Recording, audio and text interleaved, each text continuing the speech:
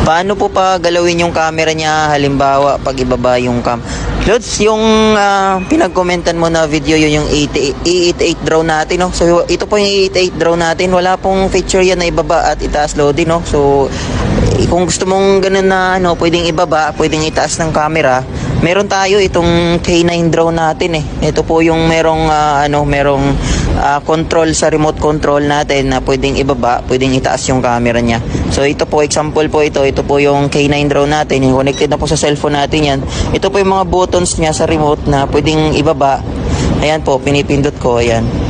Pwedeng ibaba, pwedeng itaas po yung ayan, tumataas po siya. Nung pinindot ko yung button, yan, tumaas, tapos pindutin ko pababa, ayan, bumababa po yung camera ng drone natin. So yung E88 po, wala po siyang ganun loads, no? Yun po yung, kasi yan po yung pinaka-beginner talaga. Murang-mura lang naman yun loads, nasa 700 to 1,000. Ito medyo price.